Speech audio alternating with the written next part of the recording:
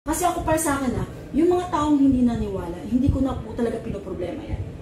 Hindi ko po pinoproblema kung hindi kayo naniwala, hindi ko rin ako nagagalit sa inyo, hindi ko rin kayo binibigyan ng importansya kung wala kayong paniniwala.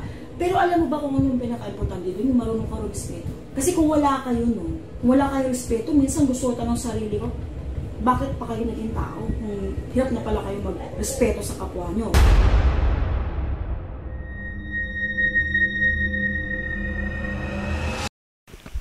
Hello po mga Kapi-TV, sa video na ito ay tatalakayin natin ang akala ng lahat na biyaya na bigay ng dagat ay babala pala sa isang paparating na panganib na mangyayari sa probinsya na ito.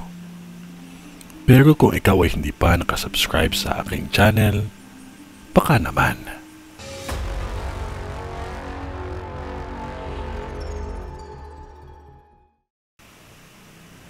Lahat ng mga residente sa probinsyang ito, pakatandaan lamang na sa bawat huni ng hayop ay isang babala na dapat maging handa. Kahit na dumating pa ang araw na ang mga laman dagat ay dadapo sa dalampasigan, hindi nangahulugan na ito ay isang biyaya. Biyaya ang tawag sa mga laman dagat na buhay dahil ito ay ating makakain.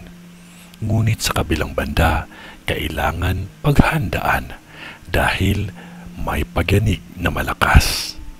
Ang yanig na ito ay malaki ang pinsala na dulot nito sa kalsada at mga tulay. May nakikita akong isang pangyayari na may kinalaman sa krimen at nasawi ang isang kandidato na sobrang kilala at mahal ng taong bayan.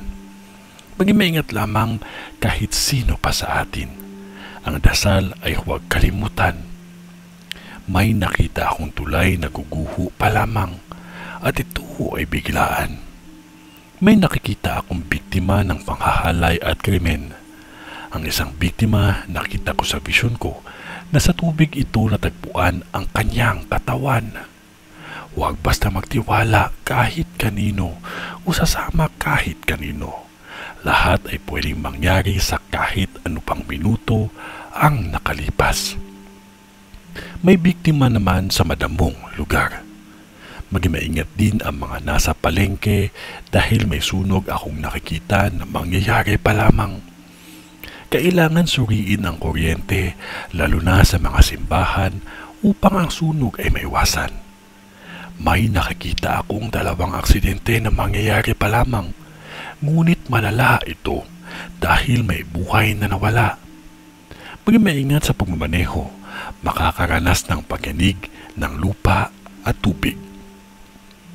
Kung ano man ang nakikita ko sa vision ko ay akin lamang sinasabi bilang babala upang tayo ay makapaghanda.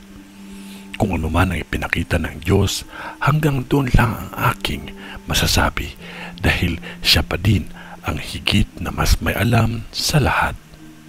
Maging maingat at huwag makalimot na manalangin palagi. Sa mga ganitong pagyayari, kailangan natin ng taimtim na panalangin at huwag basta magtiwala kahit kanino. Ito ay ang vision ni Madam sa Bohol.